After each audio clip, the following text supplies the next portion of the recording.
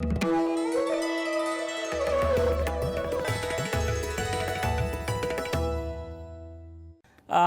आप thank you. अपनी फिल्मों के स्क्रीन प्ले, बहुत सारे डायलॉग्स भी आपने लिखे, आप डायरेक्टर भी हैं, प्रोड्यूसर भी हैं, स्क्रिप्ट जी। राइटर भी हैं।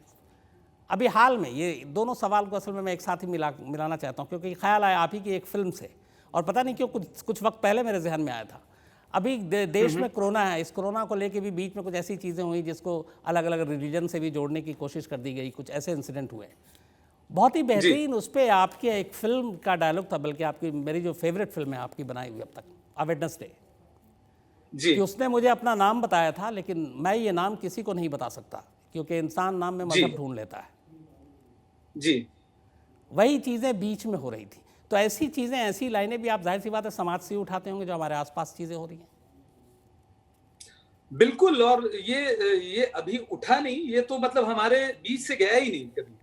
ये तो हमारे बीच ही रहा, और अफसोस की बात है कि मतलब ये हमारे बीच रहता आया और हम इस बारे में कुछ नहीं कर पाए हैं। तो मेरा मानना ये था कि 2007-8 में जब ये फिल्म बनी, तब ये समस्या जितनी बड़ी थी उतनी आज भी है, और जितनी जल्दी हम इसका हल निकालें, उसी में हम सबका हित है, और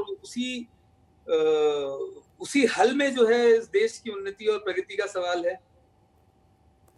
नीरज भाई, आपको क्राइम की स्टोरीज, क्राइम की कहानियाँ या क्राइम, ये अपनी तरफ खींचती है? क्योंकि आपकी ज़्यादातर, अगर मैं तमाम फिल्मों की बात करूँ तो कहीं ना कहीं बेस में क्राइम है। एक दो फिल्में छोड़ दूँ, एक MS धोनी या फिर टॉयलेट, एक प्रेम कथा, अगर मैं अ वेडनेसडे की बात करूँ, बेबी की बात करूँ, रुस्तम की बात करूँ, तो बहुत सारे ट्रू इंसिडेंट पे, स्पेशल 26 की बात करें, तो ऐसी क्या चीज़ है जो आपको क्राइम की चीज़ों में ज़्यादा मतलब अपनी तरफ खींचती है और इसी को बेस बनाकर आप फिल्में बनाते हैं?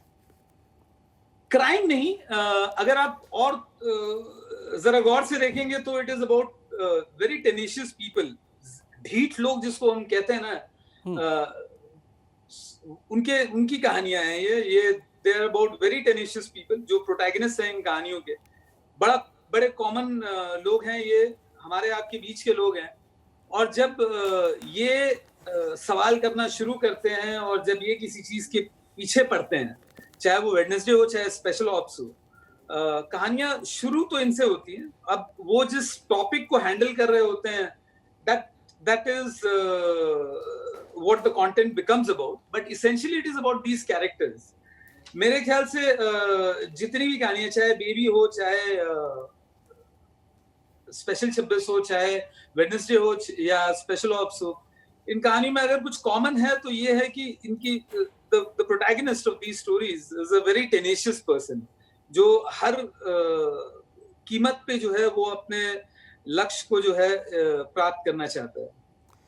जो रियल स्टोरीज होती हैं उससे भी आप इंस्पायर्ड होकर फिल्में बनाते हैं? जैसे अगर अ वेडनेसडे वैसी नहीं है, लेकिन शायद मुंबई ट्रेन ब्लास्ट कहीं ना कहीं उसके बेस में था, जिसको आपने लेकर फिर आगे फिल्म क्रिएट की पूरी।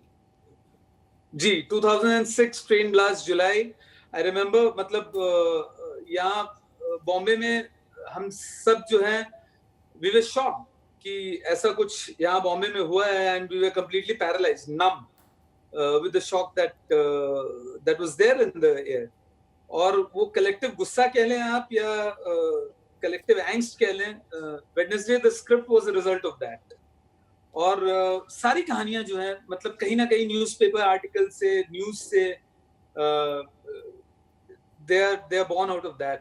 That's the germ.